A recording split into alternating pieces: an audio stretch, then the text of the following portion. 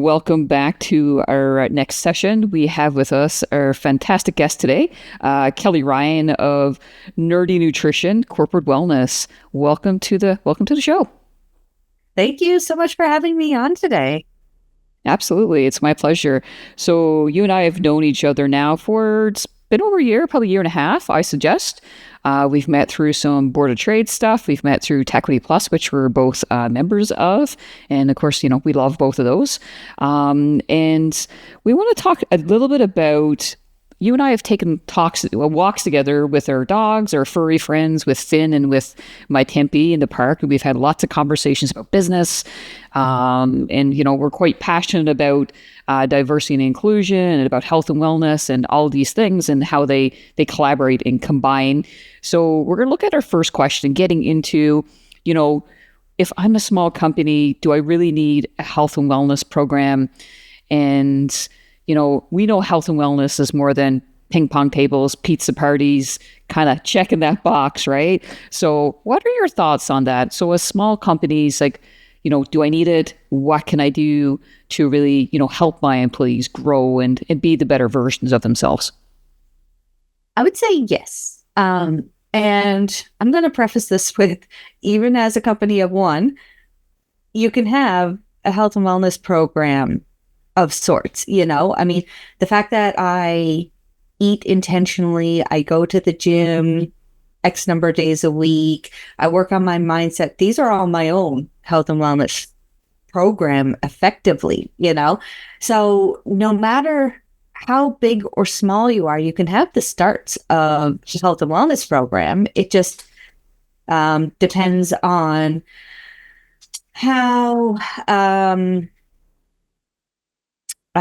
structured it's going to be and how big it's going to be and what you're going to offer, So when you're smaller, your health and wellness program may be nothing more than the vision that you have for health and wellness in your company, and then making strategic decisions on what you're going to do in relation to that vision. And then as you do stuff, you can start writing it out, and over time it can then develop into something larger. But something as simple as interviewing your employees or having someone interview your employees and making things intentional can be the starts to a health and wellness program. But it is important because, as we know, when people are focusing on their health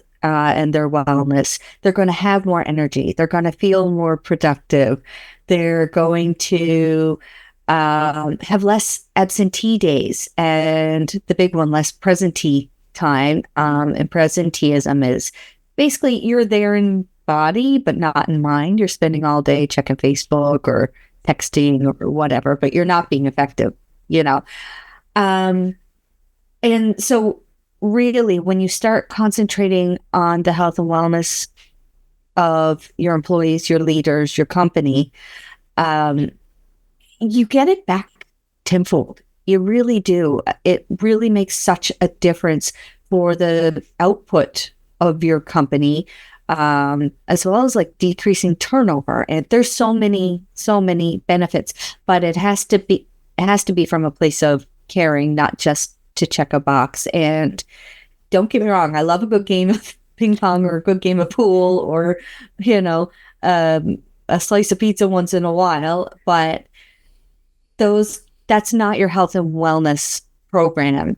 And pizza in itself can be a bit detrimental because, that's when you start seeing the 3 p.m. slump and stuff like that. And people are exhausted after lunch when they're not fueling their body. So what do you suggest companies can do for better fuels, for fuels that are going to make us not just feel, oh, this is good in the moment, but so that we're feeling kind of better throughout the day? Because, like when I worked within, the irony of working in healthcare is like we truly did like get donuts and croissants and all these things that, craving the carbs. And that's not always the good stuff for us, because we did have that slump at 3 o'clock in the afternoon.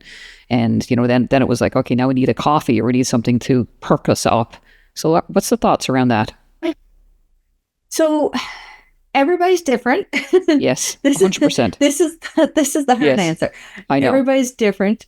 And I know we've discussed this. Everybody's different. Everybody needs different things to fuel their body. But I always say start with focusing on real foods. Drinking water. I know everybody's so sick of hearing this, but your body is so dehydrated in the morning. If you start your morning with a big glass of water, that'll do wonders to just get you started. Water first thing in the morning is better than coffee. Don't tell me that. I got both of them here. I got the water and I do have the coffee. They're side by side. They're companions in my life. I love coffee too, so I'm not saying don't drink coffee. I do love it, but a big glass of water first before your coffee is going to really fire things up. Your brain is actually made up of, your body's made up of about 60% water. Your brain is made up, I think, of about 70% water. So drinking a big glass of water first thing is really going to kickstart everything, including your brain. But really focus on real food, moving your body so that you're moving all those nutrients around that you're trying to eat, working on your digestion. They say your digestion is actually your second brain. So working on your digestion is very important, but all in all, focus on real foods, your mindset, focus on the self-care and try to avoid the processed foods as much as possible. I'm not saying you're never going to have processed foods, but we're really trying to keep those to a minimum. And if you're doing all that and you're still seeing issues, well, then you can start digging deeper, but those are the best places to start. Right. So when we talk about real foods, because not everyone quite understands that language. So we're talking about fruits, vegetables, those sorts of things. Yeah. Yeah. Things that don't come in a box or a can, basically. If you look on, even say if you do look on something that's in a package, if it just has one ingredient, then it's probably a real food. If it's something you pick off a tree or something that walks in a field, those are your real foods, right? Right. So, and sometimes they can be dried, like you can get peas and beans and rice and all those things are dried, but at least it's still a one ingredient food. We buy a lot of frozen fruits and vegetables, right? Because as we know here in Newfoundland, food security isn't great. A lot of times I'll buy a bunch of oranges and I'm throwing out half of them before we ever get to eat them, right? Because they're gone bad, Right. So a lot of times for things like smoothies or stir fries or anything like that, we'll buy frozen, but I make sure the only ingredient in it is what it is, so it is just stir fry veg. There are no sauces or anything like that included. So absolutely, because a lot of times you end up with different chemicals and things that help preserve, which is not always great. If you're looking at something and it's preserved, it's good for 5 years, it's probably not the greatest thing that we could be consuming. Right? Well, exactly. That's exactly it. And for so many reasons. It's just our bodies, like from an evolutionary standpoint, know how to eat an apple, know how to eat rice or oats or deer or whatever, right? But they don't it doesn't know how to eat the processed foods, which is when you see things in it like pink 55 or what else? Like monosodium glutamate, or you know what I'm saying? Like when you see these words that aren't real food words, that's when your body doesn't know what to do with it.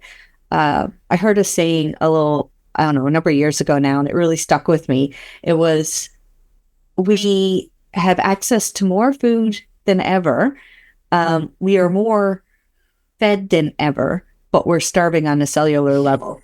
And I thought that was like, whoa, like brilliant. So you come from you're a registered holistic nutritionist and you're certified culinary nutrition expert. So like you've got a lot of background in this stuff. So you're located here, I guess, in Newfoundland and Labrador, in St. John's area. So if organizations are looking for health and wellness programs and different things, what can you take them through? Like what's your offering? Like what does that look like for them? So there's a couple things depending on what they're looking for. One really great place to start is with an assessment, where basically I come in and I'll, sorry, I'm dog sitting, so you may hear puppy dog noises. We love our furry friends. It's okay. we do love our furry friends. So there's a couple things I can do. I can come in and I could do a wellness assessment, which is basically me coming in. I interview a portion of the employees. We do a little survey. I look around and look at any documentation you may have and basically provide recommendations on what I see as to the health and wellness of your actual company. And from there, I can actually help with creating a health and wellness program for you if that's what you need. We also have some fun things that we do, like I'll come in and do cooking demos, where if needed, I'll take my little stovetop with me and bring that along. And I also do live health and wellness talks, two in particular, from exhausted to energetic, or the 8 health zapping supervillains and the superheroes that defeat them. They're both fun little offerings. And other than that, helping with group coaching, if your staff need more of that hand-holding, health and wellness changes, or we can do challenges, that sort of thing. Awesome. Tell us a little bit about health and wellness and mindset, because I know that you had mentioned that a little bit earlier, and off camera we talked a little bit about mindset and what that looks like for us, and just trying to get our minds around like what does wellness look like? How do we do better? For instance, last week was a bad bread week in our house. Like it was, and I'm feeling it this week. It's just logy, not overly energized. It's just like we had way too many carbs, and like we're both feeling it. And maybe some people do better than we do, but this week is telling me like, yeah, okay, you need to go whole foods. Like it's got to be a whole foods week, right? Because we were involved in a lot of different things that we're doing last week that didn't, get the time to do what we needed to do, and just grabbing stuff that was not, our norm. So, some thoughts on that? First of all, that happened in the past. So just like Elsa says, let it go. Right. Right. The worst thing we can do to ourselves is beat ourselves up after the fact, realize that something was a decision in the moment. And when things come down to being decisions and choices, you can take away that guilt, you still feel it in your belly, but it's just learn from it and do better. And there are going to be times in your life where you're going to get thrown off.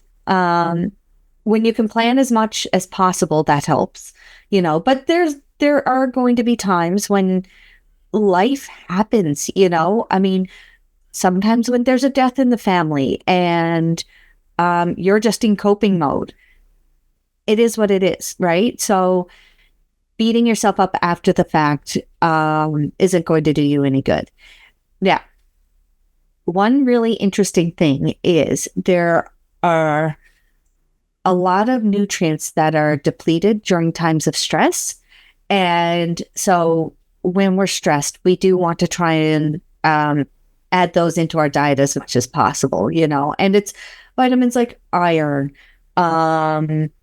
selenium, vitamin C, a lot of B vitamins, right? And if you're fueling yourself with those vitamins on a regular basis, and a lot of the minerals too, magnesium and stuff.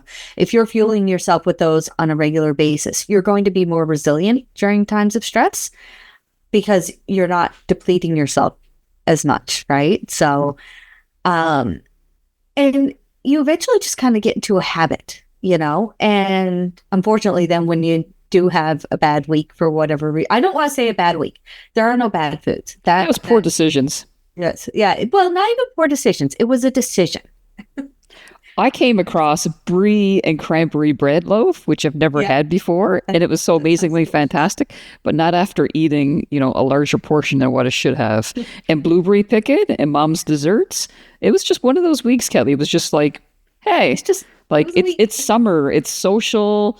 We're out, we're having a social with friends or maybe a couple. It was just one of those weeks of we're social. We're just being social beings. And this week is like, we got to do better. Just, we're like, we got to put in some more steps and we just got to concentrate on better foods that are going to fuel us. So like we're all going to have, I think, those times. And it doesn't even have to be, like a grief moment. It just has to be like the right opportunity. Well, and that's one thing too. I'll never ever tell somebody to avoid a scenario because you're trying to live a healthy lifestyle. Because the fact is community is a very big part of living a healthy lifestyle, So it's really important to kind of look at I call it the 90-10 rule. If you're doing well the majority of the time, don't worry about the other 10%, because you need to be with friends and family. That's part of a healthy lifestyle. It's just finding ways to build everything in, and it's not that last week was bad and this week is good, it's just, you're just living your healthy lifestyle this week, right? So it's just, okay, we made decisions last week and now this week, we just need to get back to what our healthy lifestyle is, right? And that's like being okay with that, I mean, we went up to my parents' cabin a couple weeks ago. And it was the whole family, right? So you're dealing with different diets, right? And I mean, the fact is no, I didn't eat as well as I normally would have because, how many people? I think we had 14 people in our cabin, but between our cabin and my cousin's cabin, there was like 53 of us all together, right? Wow. So you're just doing the best you can with what you've got at that point, right? But then come Monday, it's, you return to your norm, right? And being okay with that, because it was really important to me to be up to remember my uncle who passed 10 years ago and celebrate my cousins owning their cabin for 30 years, right? And spending time with my own family, right? And that was a big deal for me. And did I eat as well as normal? Nope. But it's just, okay, like, I made a decision. I made a decision that it was going to be important to me to spend time with family. And that's okay, right? Yeah. No, absolutely. Yeah. Yeah, it's just getting back to routine and kind of looking at, and I've had conversations about this on our nature walks with our furry friends of what fuels our bodies is quite different, right? So what fuels my body and your body might look differently. So my wife and I did this vegetarian. I told you this, and we laughed about it. We did this vegetarian time that, she's like, okay, let's do a month, and this is to a person that I would consider myself back then more like. She's like, and you're a carnivore. I'm like, like first thing that comes out of the freezer in the mornings is what meat are we having, not what vegetable, right? And so hers like, what vegetable are we having? And to me, is like, well, what's the protein, right? So, and this was back I'd say about 12 years ago. So it was like, well, okay, how about we do a week of eating vegetarian? Like, I'll do it. I made it 5 days and I was crooked as sin. You couldn't live with me. It was just, I didn't feel well. My body wasn't digesting things as well as hers was. And she looks at me and says, "Love, this is the best week I've ever had. I've never felt so full in my entire life." And I'm like, I'm hungry, I'm crooked, and I just don't know what to do with myself. I need a burger, I need a steak, I need meat. Like, can we do something, right? And then we went for a burger, and it was the best burger I had in my entire life. So I managed 5 days, and I'll put that out there. That's as much as I could do. But like I understand, and we understand now that she needs more vegetables. She needs different things than what I do. So just looking at that and being okay with that, right? Yep. And that's it, and I know same thing. We've talked about this before. I know for me, I could never be a vegetarian because I don't seem to process what's called non-heme iron very well. So I need iron from a meat source. And that's it. It is what it is, right? Now, I try to also load up on vegetables and healthy grains as much as possible because I know the importance of the nutrients there, right? And have a good balanced diet. But I would never be able to go completely vegetarian because I need to eat that kind of iron, but I mean, some people do very well on a vegetarian diet or pescatarian or ovotarian diet. Other people do very well on a carnivore diet. I mean, if somebody had arthritis, I would tell them to eat very differently than if somebody who had thyroid issues, because you need different things and your body has different, not only requirements, but things that don't work for it, right? So it's very important, to learn what we need. And from a corporate standpoint, realize that all of your employees aren't the same either. I mean, if you've got 20 different employees, you probably have 20 different diets. Yeah. And trying to fit everybody into the same box, it won't work, right? And I know too, another thing that we had discussed was, like the mental aspect of it, and I'm going on a bit of a tangent just from a corporate standpoint, but I mean, if you've got employees who are stressed all the time, their digestion's going to be shut down, right? Because I always use I always use a bear as an analogy, but basically when we're stressed, our bodies don't know the difference between a bear chasing us and there's a big report due, right? So when we're stressed, our bodies are like, oh my God, there's a bear constantly chasing me. What is going on? And when that happens, I mean, if you're trying to run away from a bear, you don't want your digestion working. You don't want to be digesting food. You don't want to sleep, right? Because that's not good for your longevity. You do want extra blood flow going through all of your body, right? To try and get you away from that bear as fast as possible. So, and you want to be more mentally alert, right? So what happens is when we're stressed like that, even though it's because it's just a report that's due, or you're stressed about going into work because it's not a good workplace or whatever, your body is doing all those same things. Your digestion is shut down. Your blood flow is increased.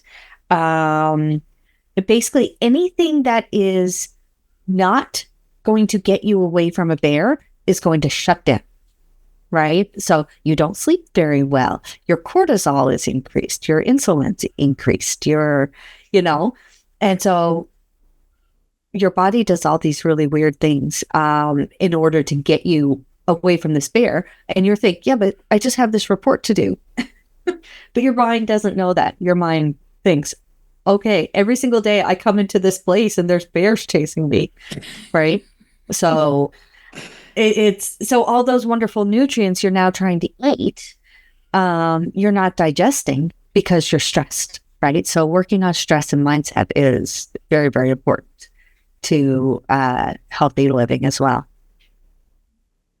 I think some of the previous workplaces I was in, it was bears, by the way, chasing, not reports. But the difference between positive workplace culture and potentially like really great workplace cultures, like that's a great analogy of who wants a bear chasing them all the time, because we're just not going to feel well. That stress level is so far up, and I had no idea about that. We're not able to, our nutrients, no matter how well we're eating, if our cortisol levels are up and, we're so stressed that our bodies aren't doing anything with them. Wow, that's great takeaways. Thank you for that.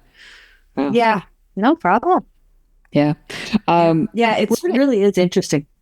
Yeah, it truly is. So we're gonna tackle some other things in our next part 2 of our podcast, but we're gonna end there.